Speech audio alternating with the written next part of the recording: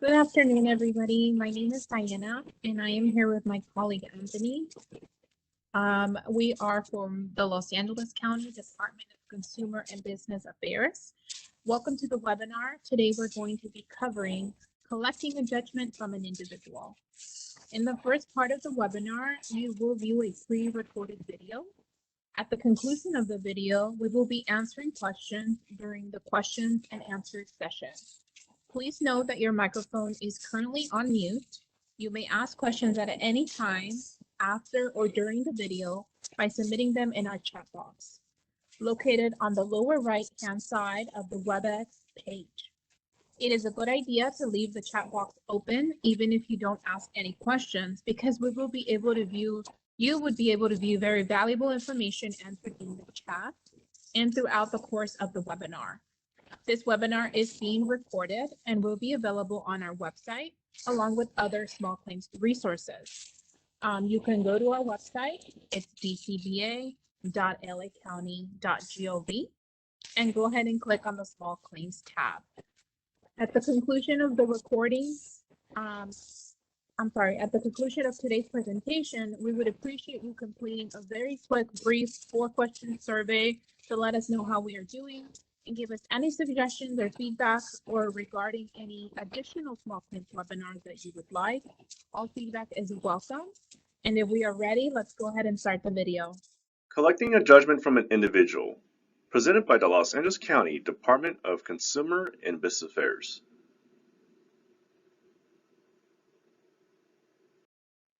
Hello! In this video, we will discuss how to collect a small claims court judgment from an individual.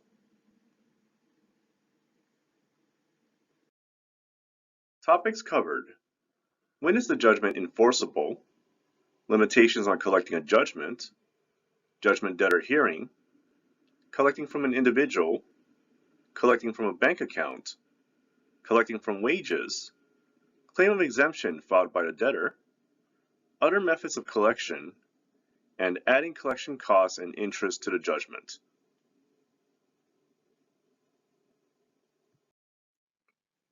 When is the judgment enforceable? When the court awards a judgment, it is not enforceable for 30 days. In this video presentation, the judgment creditor is referred to as the creditor, the person who is owed the money, and the judgment debtor is referred to as the debtor, the person who owes the money. The 30-day period allows the debtor to pay the judgment to the creditor. The judgment can be paid in full, or the debtor can request the court to allow installment payments. Within that 30-day period, the debtor may also file an appeal, Form SC-140, if they attended the hearing, or a motion to vacate the judgment, Form SC-135, if they did not appear at the hearing. Should the debtor not pay or challenge the judgment within 30 days, the judgment is now enforceable. The creditor will need to take steps to collect the judgment if the debtor does not agree to voluntarily pay the debt. Even though the court awarded the creditor the judgment, collection of the judgment is the job of the creditor, not the court. For the collection process to work, the creditor must have correctly identified the name of the debtor when that judgment was filed with the court. The creditor cannot collect if the name of the debtor is not an exact match with the name on the debtor's paycheck, assets, or property.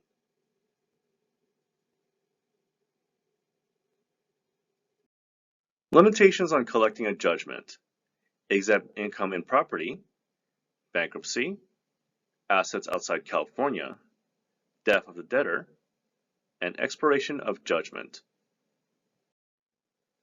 Before the creditor begins the debt collection process, it is important to take note that not all property is available for collection. Every state and the federal government have laws that protect a variety of income and property from creditors.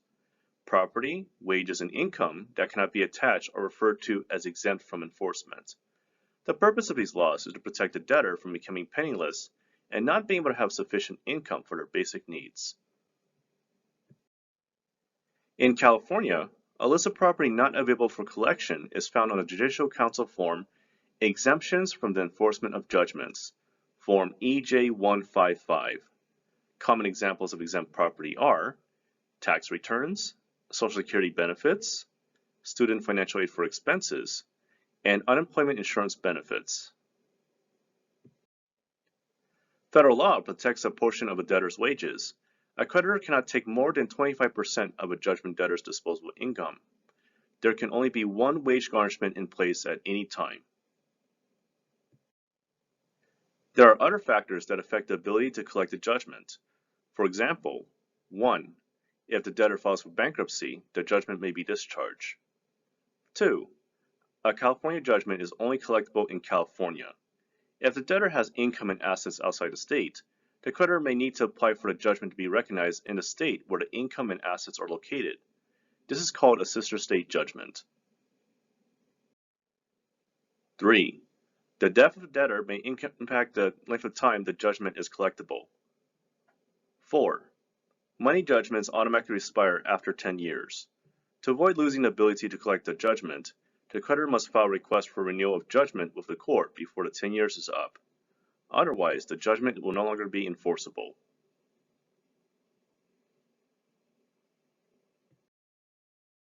Judgment Debtor Hearing. Judgment Debtor's Statement of Assets, Form SC-133. Required Forms. Order to Produce Statement of Assets, Form SC-134. Application Order for Appearance and Examination, Form EJ-125. Small Claim Subpoena, Form SC-107. And Signed Sheriff's Instructions. After the court hearing, the court clerk will mail the Judgment Debtor's Statement of Assets, Form SC-133, to the debtor along with the original judgment. If the debtor does not challenge the judgment or voluntarily pays within 30 days, the debtor must collect and mail this form to the creditor. On this form, the debtor lists their income and assets. Unfortunately, many debtors do not fill out and deliver the Form SC-133. So, for the creditor to find information about the debtor's assets, the creditor might consider requesting a debtor's exam. To request an examination, the creditor files the Order to Produce Statement of Assets and to Appear for Examination, Form SC-134. If the creditor wants the individual who will be examined to bring written documentation to the hearing, the creditor will need to file the Small Claim Subpoena, Form SC-107 as well. At the hearing, the creditor can ask questions about the debtor's income, bank accounts, home, and other assets, as well as ask the debtor to empty his or her pockets in front of the judge in order to take any cash or view bank cards, etc. To learn more about how to request a judgment debtor hearing, view the information on our website. Collecting from an individual. Bank accounts, income and wages, suspension of a driver's license, car levy, spouse's accounts and wages, seizures and turnover orders, and property lien. The most common ways of collecting from an individual are levying bank accounts or garnishing their wages. If the lawsuit was regarding a car accident that occurred on a California highway, there is the option to suspend a debtor's driver's license. Car levies are not recommended as they are complex and not always profitable. There is also a possibility of going after the debtor's spouse's accounts or wages or requesting a seizure and turnover order on the debtor's income from sources such as commissions or rent if they are a landlord. Most of these options require a court order. The creditor can use other ways that will impact the debtor, although not necessarily generate an immediate payment, such as suspension of their driver's license, request a revocation of professional licenses, or placing a lien on real estate property that they own. Other methods of collection may be possible. Please feel free to visit our website or call our small claims advisors for more information.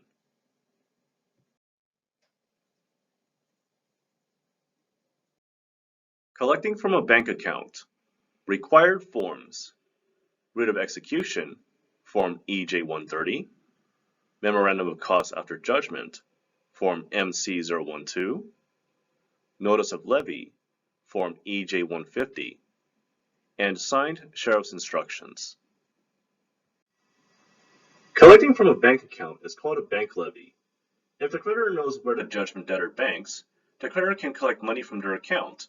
But remember, the creditor cannot take exempt income out of the bank account. The creditor needs to file a form, Writ of Execution, Form EJ130 with the court clerk. If the creditor wants to add post-judgment costs and interest, the Form Memorandum of Costs After Judgment, Form MC012, should accompany the writ.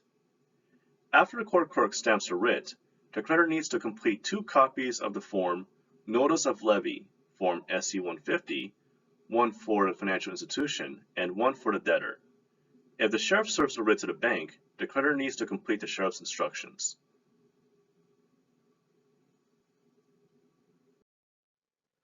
Collecting from wages. Required forms. Writ of execution, Form EJ130. Memorandum of Costs After Judgment, Form MC012. Application for Earnings Withholding Order, Wage Garnishment, Form WG001. Confidential Statement of Judgment Debtor's Social Security Number, if the creditor knows the debtor's Social Security Number, Form WG035, and signed Sheriff's Instructions. Collecting from wages is called a wage garnishment. If the creditor knows where the judgment debtor works, the creditor can collect money from their wages. The creditor can collect up to 25% of the wages until the judgment is paid in full. The 25% is the total for all garnishments, so if another garnishment is already in place, there may not be any funds available for the creditor to collect until other creditors are paid in full. Additionally, the creditor can only garnish wages if a third party employs the debtor, which means if a debtor is self-employed, wages cannot be garnished. In addition to the forms Writ of Execution, Form EJ130, Memorandum of Costs After Judgment, Form MC012, and the Sheriff's Instructions, the creditor needs to file the Form Application for Earnings Withholding Order, Wage Garnishment, Form WG001, and the Form Confidential Statement of Judgment Debtor's Social Security Number, Form WG035, if the creditor knows the debtor's Social Security number.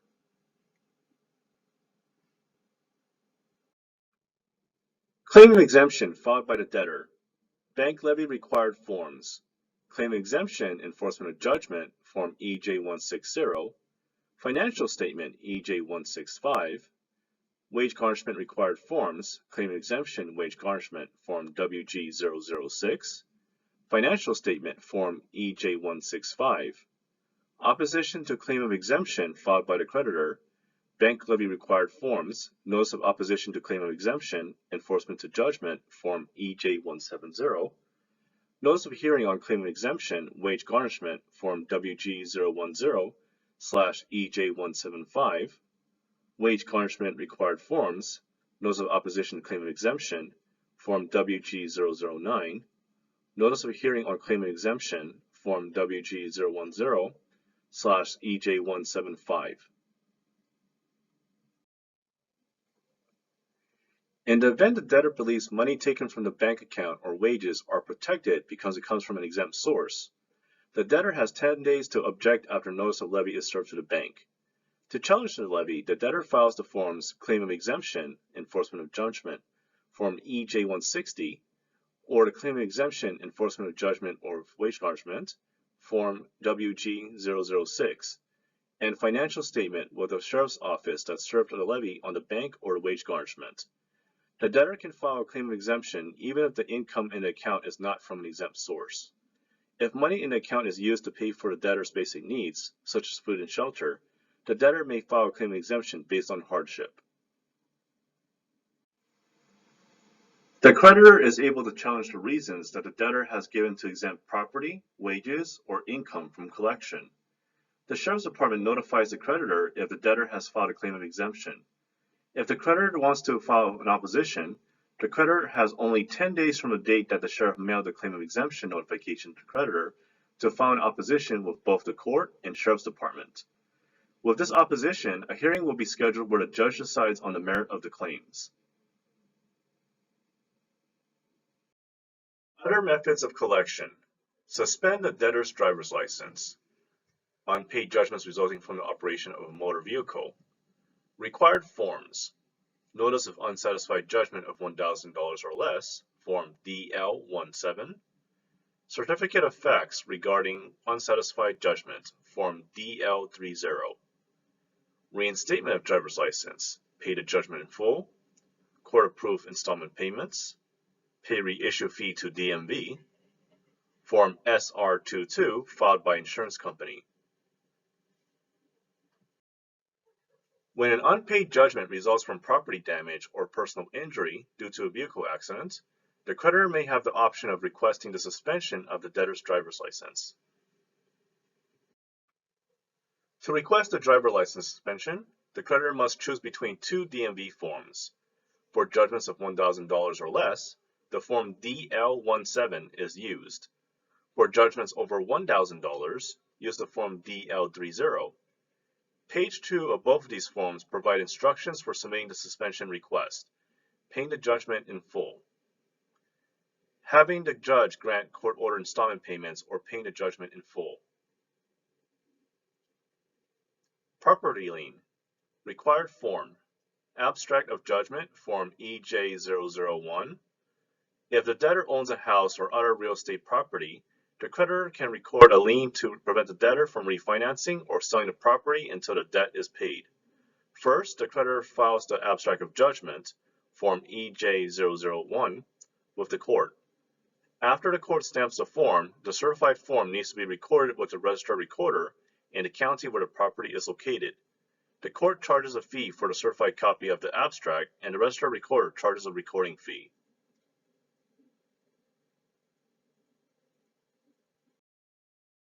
Adding collection costs and interest to the judgment. Required form. Memorandum of Costs After Judgment, Form MC012. Costs After Judgment. Court fees, Sheriff/Registered Process Server fees, collection fees, recording fees, Department of Motor Vehicle fees, interest after judgment.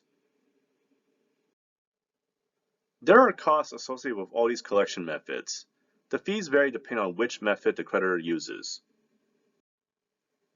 The creditor is able to add these collection costs plus 10% simple interest per year to the judgment. Interest begins to accrue on the date the judgment was entered. Costs plus interest are claimed on the Memorandum of Costs After Judgment form, MC012. Expenses must be claimed within 2 years from when they were incurred, but interest can be added any time prior to the judgment being paid.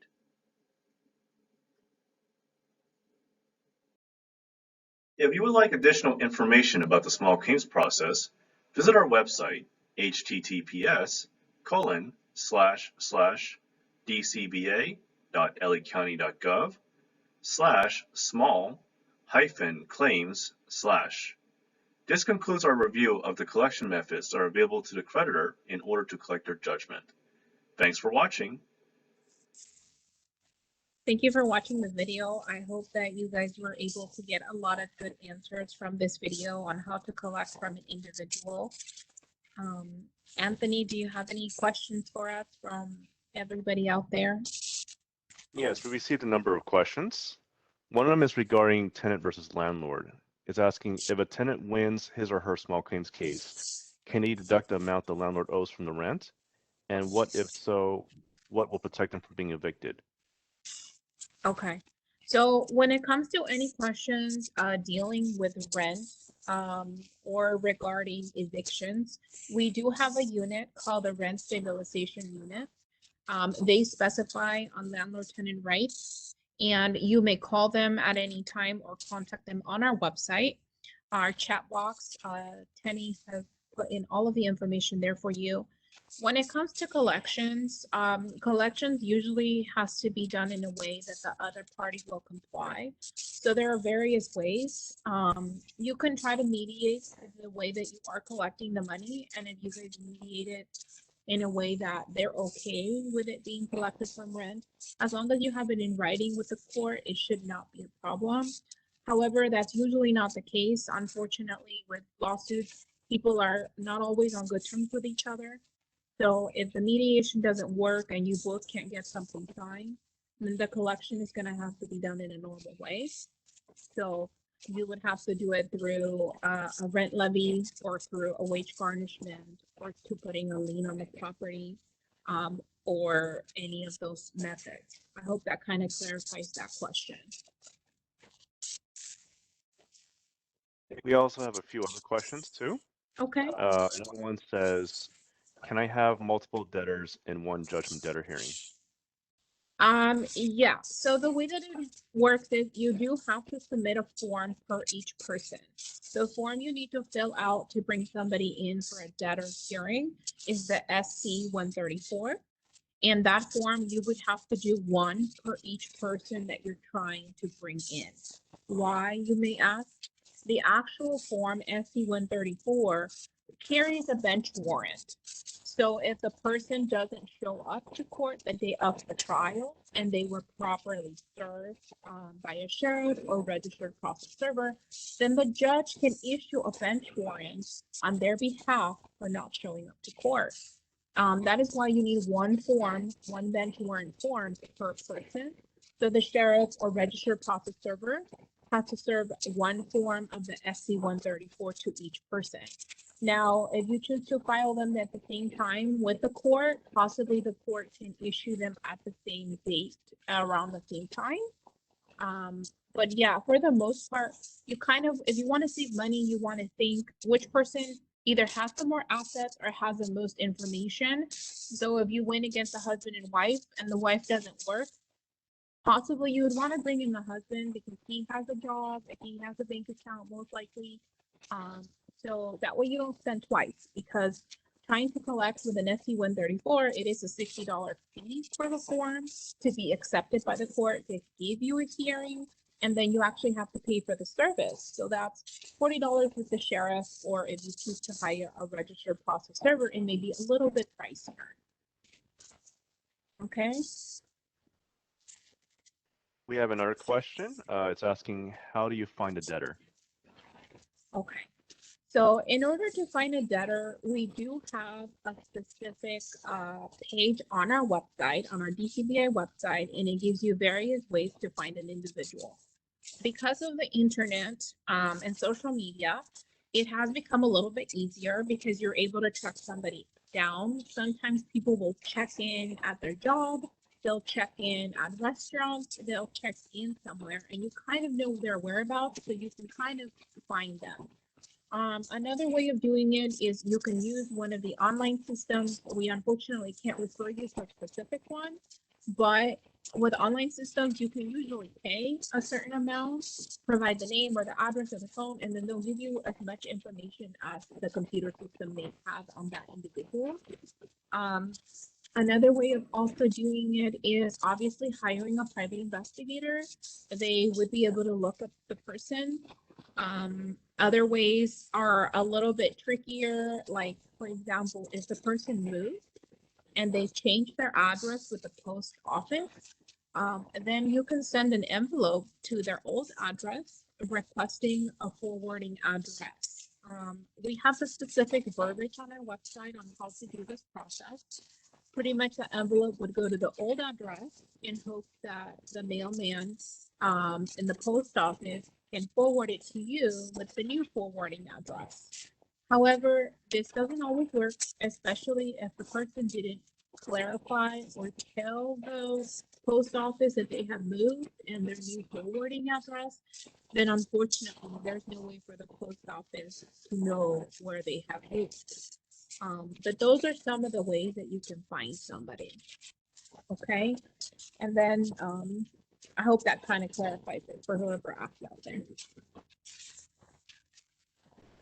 We have another question where it says, they're asking, what if they scheduled a judgment debtor hearing, but they might not make it? Like, can they reschedule or postpone it? That's a great question. Usually for a regular hearing, you are able to request postponement. They usually allow postponement at least one per party. However, when it comes to the tenant, I'm sorry, not the tenant, to the hearing about assets, they do not allow postponement. So in that case, what you can do if you are not able to make it, or if you are not able to serve the party you're trying to bring to court, you simply don't have to show up and it'll automatically be taken off of the calendar. At the same time, if you want to do the hearing in the future and you're able to serve the person or you figured out where they are, you can definitely resubmit the form and redo the process. Unfortunately, it will have an additional fee. Every time you do the process, it's a fee of $60. But they would give you a new hearing and you can bring the person and hopefully are able to serve them and bring them for their asset hearing. Hopefully that clarifies that question. Somebody else asked, besides a judgment debtor hearing, are there other ways we can search for a debtor's assets? Yeah, it would be pretty much the same as we spoke about kind of finding a person. It would be the same thing. If you can find their personal records online, if you have ever done any finances with the person. So for example, if you've ever paid the person with a check, you can always go back to your own bank and your bank can show you the back of your check. The back of your check should have a stamp and the name of who cashed it. And by knowing who cashed it, you know what bank the other party uses so that you can try to do a bank levy. Other than that, it would be again hiring a private investigator. If you have the time, you could try to follow the person to see where they work in the morning. You can also, if they have property or if you're not 100% sure if they own property, you could always contact the Los Angeles County tax assessor. And as long as you have an address, they can provide you the names of the owners of that property. And that would let you know whether that person owns the property or whether they are on title. So that you could at least do a property lien. Of course, that doesn't get you your money right away, but it does put you in line in hopes that if they try to sell their property or refinance the property, you would be contacted to be paid before the property is, the money is given to the person who owns the property, if that makes sense. These are all really great questions, Anthony. Another person was asking, if you're serving a company or organization, do you need to serve an individual or simply the company itself? Okay, so when you are serving the actual lawsuit, the SC 100, you are supposed to serve it on a business's agent for service. If the business is a corporation, a limited liability, or a limited proprietorship, you can serve the agent for service that appears under the Secretary of State online. If you just search California Secretary of State and you do a business search and they are a type of corporation, it'll show you who to serve. On the other end, when it comes to collecting, if you are trying to serve, for example, to bring them back to court for their assets, at that point, it doesn't serve you to serve the agent because the agent is just a receiver of documents. You would want to serve somebody that knows about the company's finances.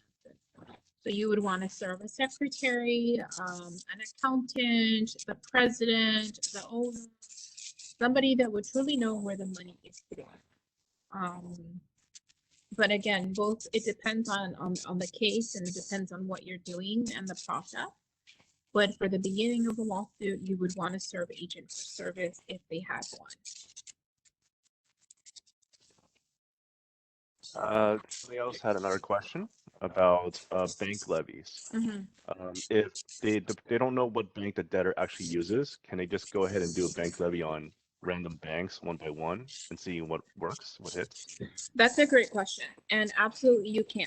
You can do, when you do what's called the writ of execution, the document is stamped and approved, and it is available for 6 months. So you can utilize the document to collect in any way for 6 months, and you can try different banks. Absolutely, that's not the problem. The problem may be the monetary aspect of it, because every time you have a sheriff or a registered process server go out and deliver a writ, which is a copy of the writ because the sheriff keeps the original, to try to collect, that's going to charge you money. So with a sheriff, it's usually $40 every time they go out and try to collect from the bank account. So that would be $40 every time you try. Again, it is a possibility, but it does cost money. If you qualify for low income, so if you receive Medi-Cal, food stamps, Social Security, or you're simply considered low income with the court's fee waiver form, then the process may be free of charge. So that may help you a little bit if you do qualify. It does cover some charges such as service, and I believe it covers bank levy in full. It doesn't cover other services like a till tab, which is collecting from a business, which we're going to have a whole nother training on collecting from businesses or government entities. But that is a little bit more expensive. We have another question where it says, what options are there if a debtor does not work and mostly has Social Security money in their bank account? Thank you. That's an unfortunate situation. I mean, like we saw in the video here, you are not able to collect from money coming from the government. So Social Security money, money for food, any money that comes from the government for you for shelter or food, usually cannot be touched. So that may be making it a little bit more difficult. However, a lot of people that are on Social Security, their family members also transfer money to their bank account for other necessities. So that is another way of collecting. I mean, you can still try to do the bank levy, and of course, they will collect on the government money, but they may be able to collect on anything else coming into the account that is not government based or government assisted. Other than that, if a person has a spouse, you can try to collect from the spouse. If the person owns a home, you could put a lien on the home. If it was a car accident, you can try to suspend the driver license of the individual in hopes that that will push them to pay you or make a payment plan. But yeah, unfortunately, if they have absolutely no money, it's going to be hard to collect. Another person was asking, does the interest owed to me increase if they spend more money trying to collect the judgment? Okay, so that's a great question. Unfortunately not. The interest amount that you are given for the judgment is 10% per year on the judgment amount. So it does not include any other expenses, such as collecting expenses. So it would go just specifically on the judgment amount, and it can get a little bit complicated if you are, for example, if you receive a payment and then payments stop and then you receive payments again, because you would be calculating the interest on the amount still owed. So we don't suggest that. We suggest if somebody goes on a payment plan, remain on the payment plan, because if you are on a payment plan, no interest is accumulated. So that helps the debtor, absolutely.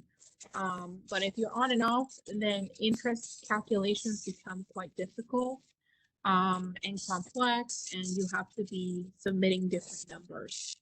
But yeah, interest is only on the judgment amount and the current judgment amount owed at the time.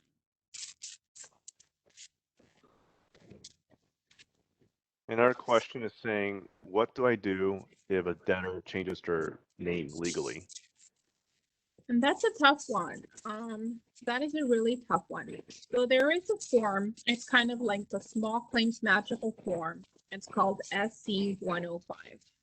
That form can be utilized for a lot of things, and one of them is asking for a motion. So you could essentially ask for the motion to change the name of the individual. Now, they won't completely erase the old name, but they can add to it. So for example, John Doe changed his name to John Smith. The way we would do it is, we ask for a motion to change the name from John Doe to John Doe, aka John Smith. So we're not removing the old name, but we're adding an aka to it. The aka refers to also known as, and it'll show the new name. The judge may or may not approve it. It is not The judge can't just easily give the judgment to a brand new person. That's just not possible. The person has to have the right to have defended himself, to have gone to court, to have been served, etc. Therefore, you need to prove that this new name is from that same person and that you're not just attaching another individual. So you possibly can attach a name change, a marriage license, something that shows that the name of this person has changed, or that you mistakenly sued them in the incorrect name. But you can't just add another individual to a lawsuit or to a name, if that makes sense. And if you need me to clarify, please let me know. I know that some things can be a little bit complex. There's another question here saying, how do we collect judgment from a minor? What if the minor turns 18 at some point after the judgment? And does that give me more options? Okay. The age doesn't have much to do. When you are suing a minor, you automatically have to attach an adult to it. So you're going to be attaching a mom, a dad, a grandma, grandpa, somebody in charge of this teenager. So essentially, you can try to collect from that family member's money. So from the mom, from her property, from her job. Should the individual turn 18, you can try to collect from them as well. So if they have a job, great. I mean, if they buy a property at 18, I doubt that's a possibility, but if it comes, you can try to put a lien on their property. So with age, nothing much changes besides the fact that hopefully they come to more money so that you can collect somehow. Because minors unfortunately don't have as much money. Does that make sense? Anthony? Yes, it does. There's a question saying, what if the bank they want to do a bank levy on is out of state and they don't have any California offices to serve? Okay, that's a difficult question. So the writ a writ of execution given here in California can only be used in California for small claims. So you can ask to have the writ done for any county here. So if the bank was in San Bernardino, if the bank was in San Francisco, you can ask for the writ to be for that county to collect from that county. If the bank is completely in a different state, you probably have to call them up and ask who you could serve the writ to here in California. And what has happened in the past is that they have an office here or an agent for service here. You serve it to them, and then they in turn will fax it to the office out of state. But a writ of execution in California cannot physically be served in another state. So it doesn't happen that often. Most banks in California have someone here to receive the paperwork. If it becomes so complicated that the bank doesn't have anything here, then what you have to do is to do a sister state judgment, which means you're gonna have to transfer the judgment from California to whatever state you're trying to collect from. In that case, you would have to contact the small claims advisors in that state to ask them about the process, what forms are necessary, what prices, the time limits you have. And then you would want to transfer your small claims case to that state. Once it's there, you can get a writ of execution in that state and then try to serve it on the bank that you are going after or on the job location that you are going after if you're going after wages. But yeah, those are pretty much your options there. And Anthony, with any of these questions, if you have other tips, ideas, please feel free to jump in. Thank you. There is a question, says if the debtor is an individual landlord that owns a property, can the sheriff collect the rent money from the people that the debtor is renting to? Okay, so that is a good question. If there is something called a rent levy, and you can submit forms to ask the court to collect from someone's rent. It is a possibility. You just have to ask permission from the judge, and once it's granted, then you would follow through with the writ of execution.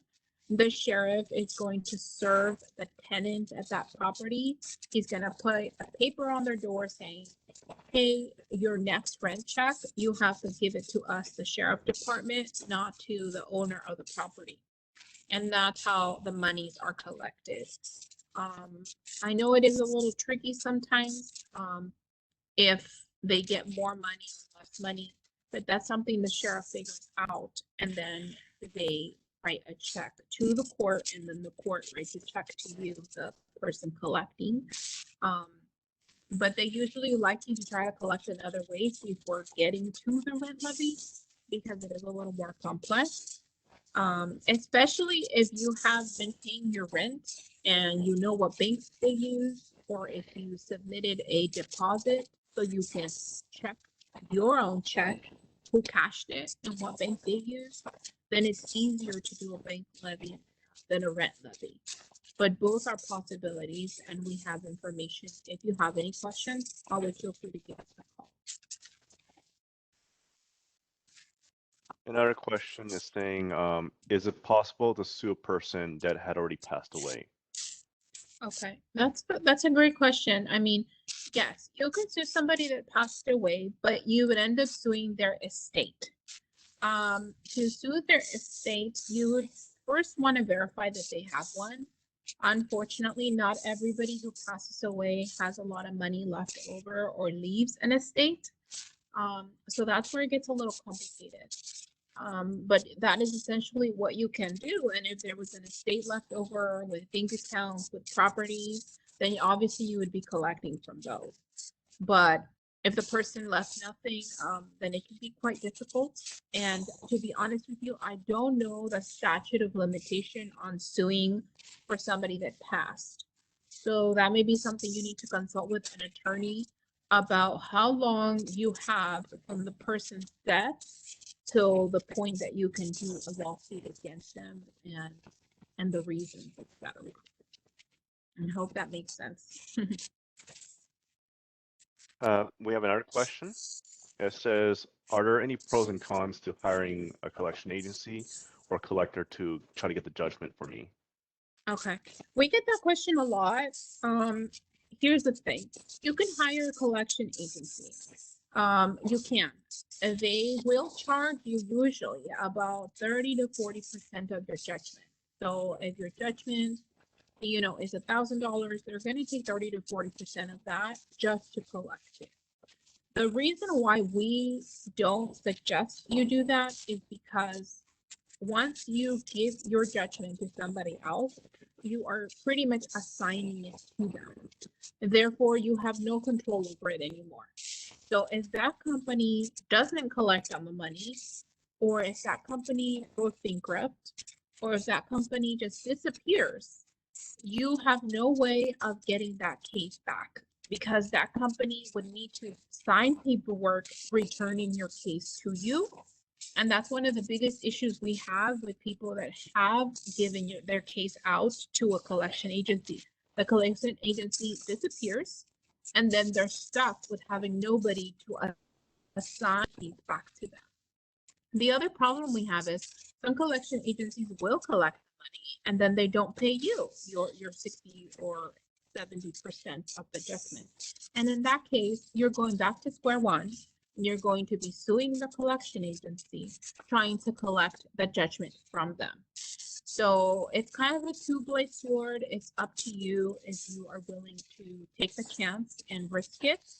As advisors, we do not advise this. Anthony? Yes. Another question is it possible to collect from someone that is currently in jail or prison? Okay, so the collection process is the same. You would be going after the bank account. You would be going, oh, Anthony, I think your lights are off. You would be going after a bank account, after a property, after wages. So obviously the wages may not be a possibility with somebody in jail or prison. You may have to either wait for them to come out and get a job, or if they have no property, then that may make it difficult. Um, Thankfully, judgments are open for collection for 10 years. So if this person's in jail for 5 years, great, you have 5 to collect. And even then, if you're not able to collect within the 10-year mark, before that, as long as the 10 years haven't expired, you can go ahead and extend your lawsuit an additional 10 years. So you renew your judgment, and by renewing, you get an additional 10 years to collect in hopes that that person has a job, has money, is out of jail, whatever it may be. I have seen that happen where people wait up to 30 years. They'll extend it once, they'll extend it twice, and on the third go around, they'll be able to collect somehow.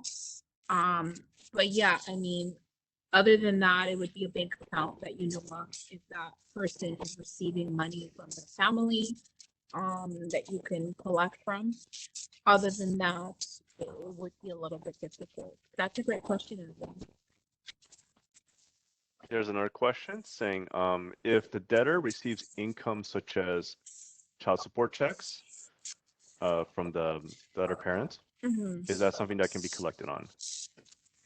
So no, you can't collect from other people's money coming in. Again, it's technically kind of like, I don't know that it would be considered government money, but I know it's one of the exemptions. And in the way of collecting as well, if you try to go after a bank account or if you try to go after wages, and that person is already paying on another writ of execution for another case, or is already paying on another case for child support, spousal support, anything else, then you would just get in line to collect. So you would be collecting after those individuals as they were put in place first for collection. So unfortunately, you may end up with less than 25% because you can collect up to 25% of a person's wages. But if 10% is already going to child support, then the remaining, you either wait until that person is fully paid off and then it's your turn, or you would take whatever the job can offer you, which is the remaining 50%. But you do get in line. So you cannot take monies that are meant for something else, such as a different lawsuit, a collection case, or a child support case that is going out, not necessarily coming in, if that makes sense. I know it's a little tricky, but look at that page that we showed. I think the exception of judgment was the EJ 155. It explains all of the different exemptions on collection. There's another question.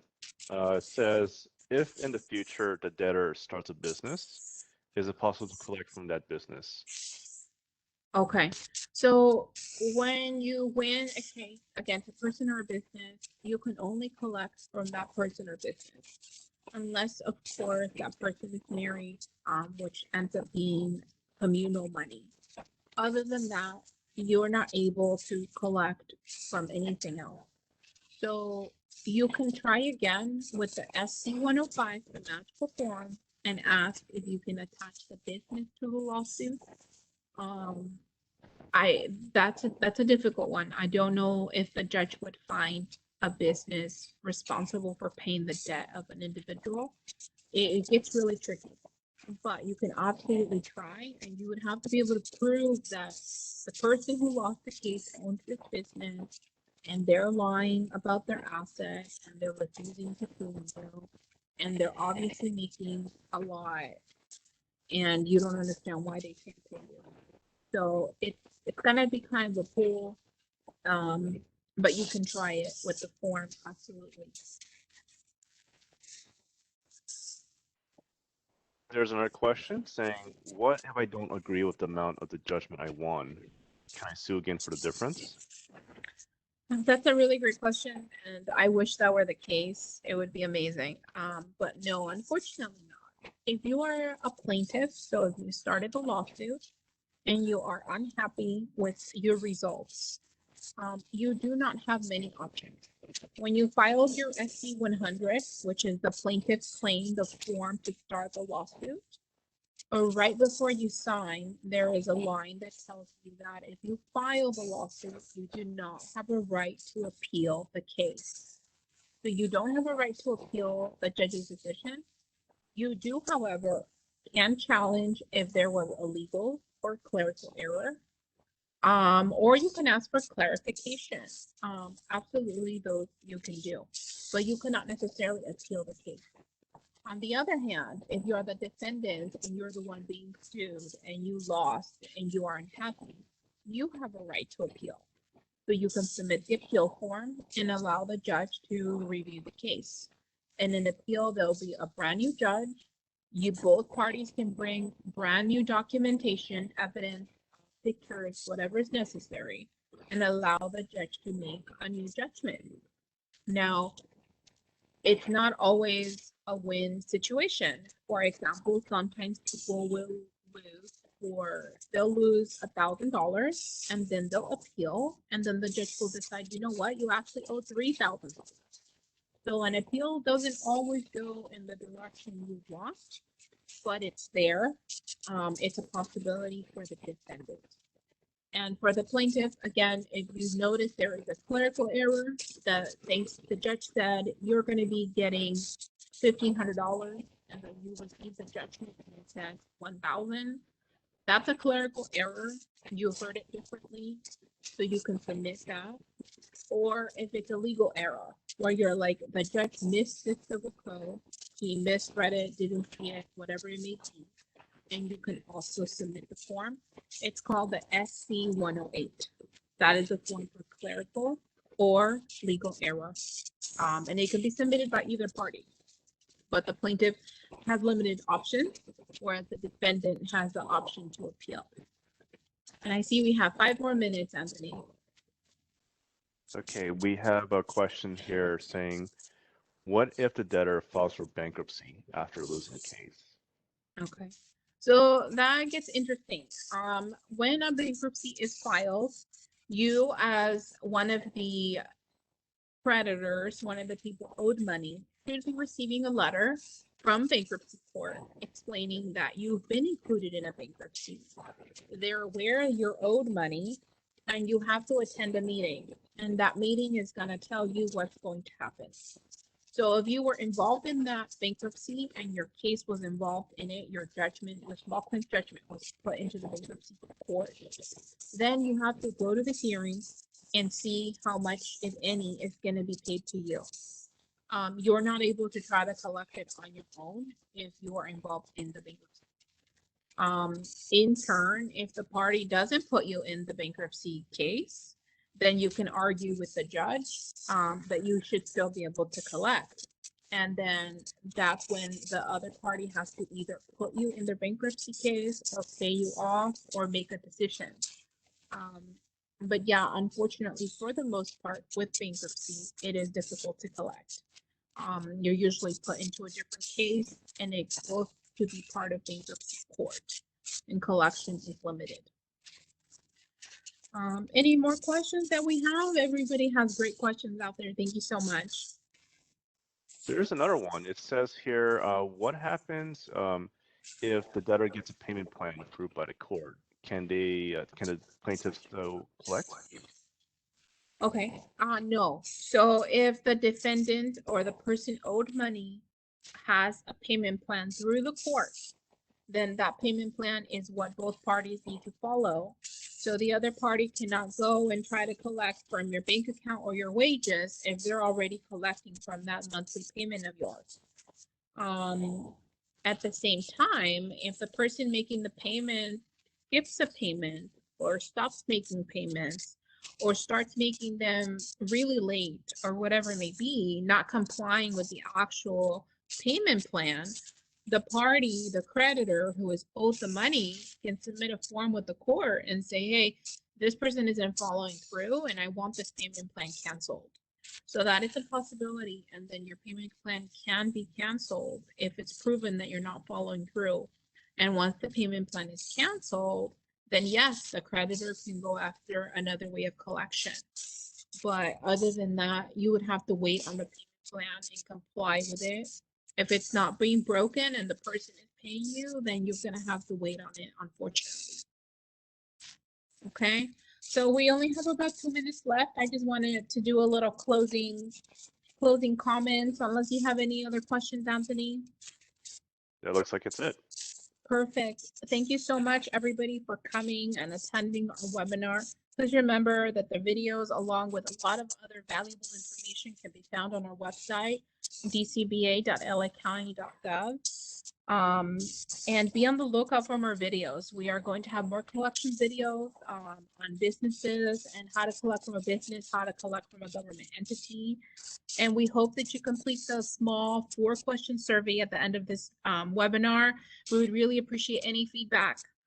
And thank you so much for attending. And Anthony, thank you so much for collecting all these wonderful questions. And we'll see you guys soon. Thank you. Thank you.